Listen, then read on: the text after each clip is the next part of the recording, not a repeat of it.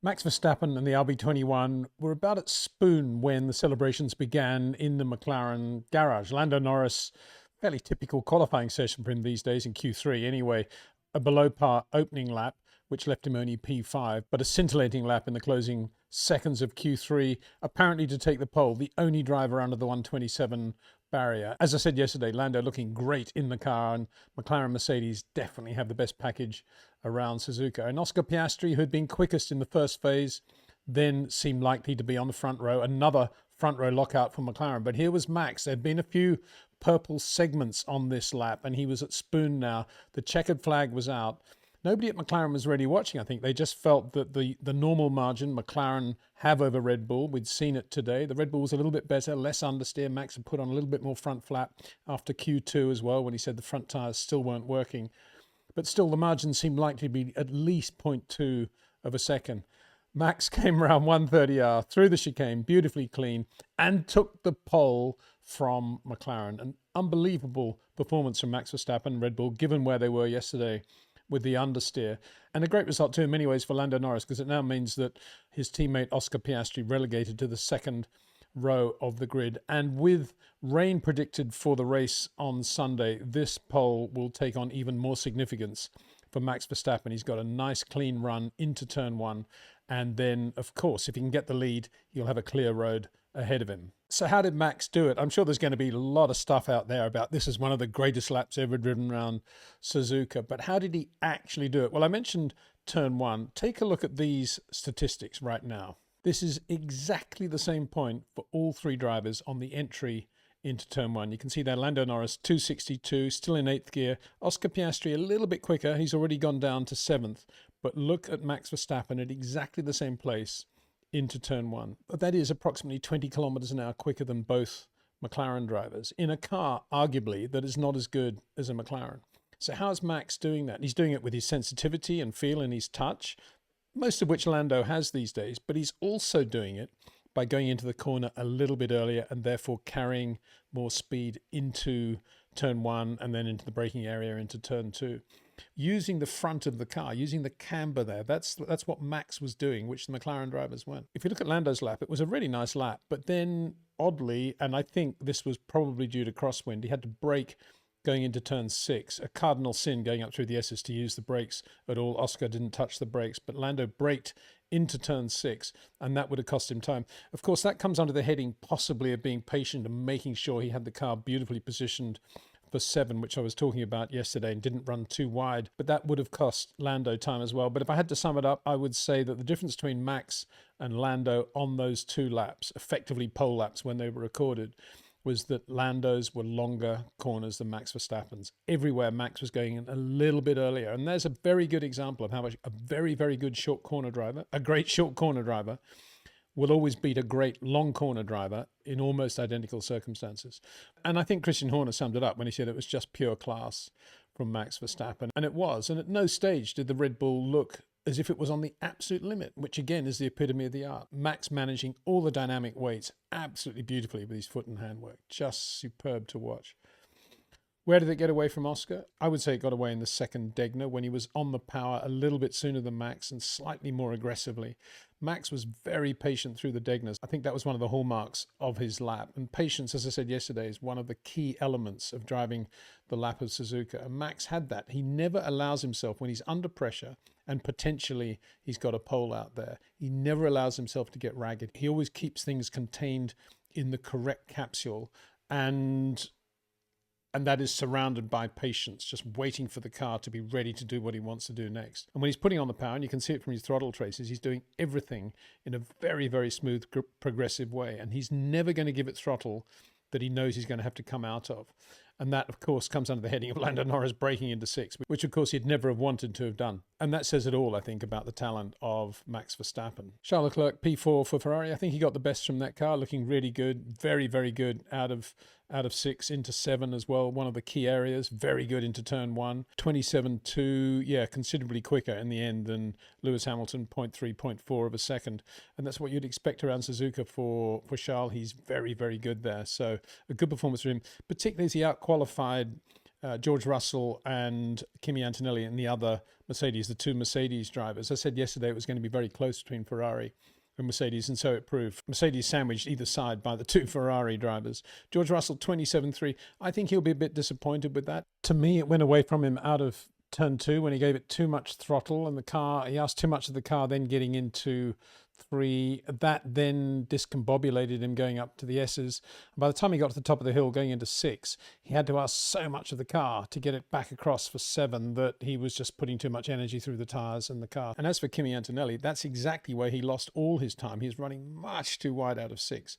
I'm surprised that he didn't see A, what George was doing, or B, that the engineers didn't get him more fired up about that, because he still looked really good at corners like Spoon, corners like the hairpin, and he wasn't bad into 1 either, and particularly the chicane he was good, but the exit of the S's, the top of the hill of the S's, yeah, that's where it got away from Antonelli. And as I keep saying, medium high-speed corners, he doesn't have the confidence yet to use the front of the car in the way he can in slow corners. But a good job nonetheless for Antonelli to qualify 6. But I think that's more a reflection that George didn't get the best from the car today, possibly just overdriving in the last phase of Q3. Isack Hadjar, absolutely superb in the 7th. This guy's just getting better and better. Had a lot of problems with the seatbelts in Q1 and Q2. They got it right got into Q3, which was a major achievement given those issues. Liam Lawson didn't, and that says a lot, I think, already about how quick Isack Hadjar is, because Liam Lawson going back with no pressure in that car, it's obviously a very good car, but unable to get into Q3, just looked ragged compared with Isack Hadjar, who's using the front of the car beautifully. And Ollie Berman, as I said yesterday, looking very good in the Haas. Very darty, very George Russell-y, but he got it there, and very good. Excellent performance for him to get into Q3. They gave the new floor to Esteban Ocon today, but it didn't make a lot of difference. They always talk about that on the Fridays, and one driver had this, one driver that. We'll put both cars to the same spec, and look what happened, Ollie Berman right there. So very good performance from him.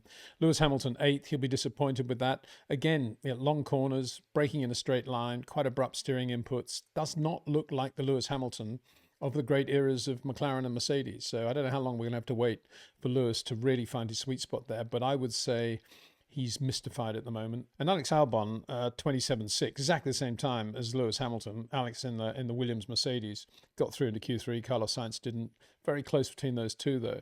Alex Albon should be really, really pleased with that performance, to be right up there again. Williams looking stronger and stronger almost with every race. Pierre Gasly, unlucky not to get into Q3, did a good job for Alpine, as I said yesterday. Carlos Sainz.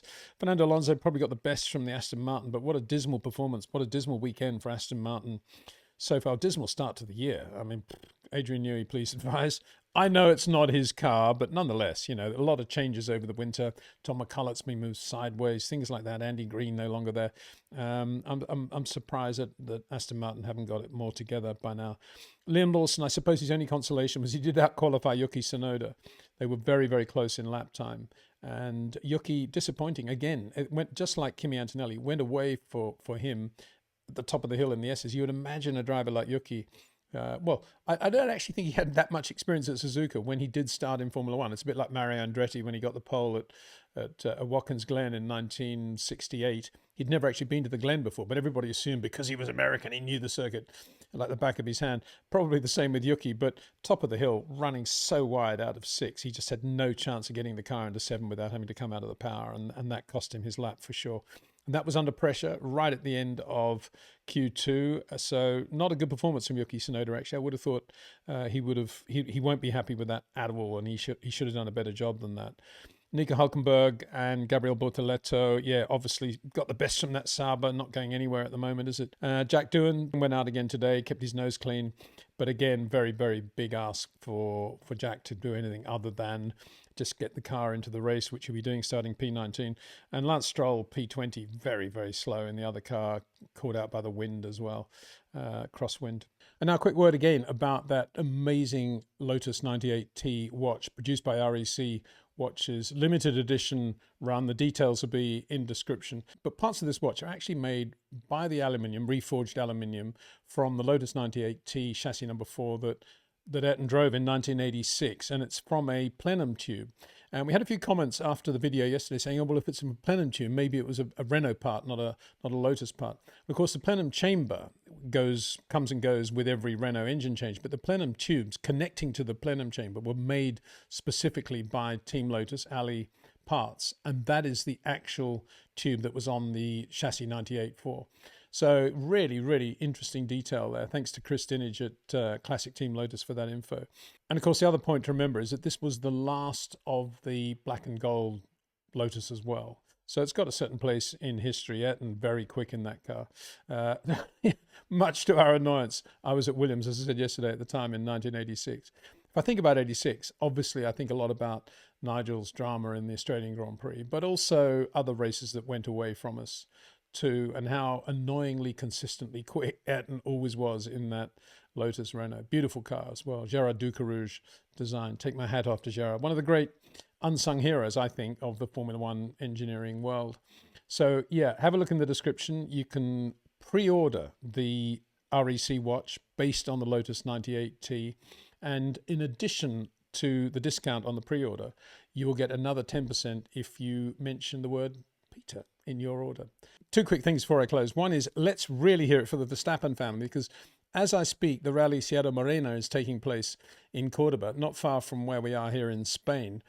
And right now, Jos Verstappen lying sixth on that rally.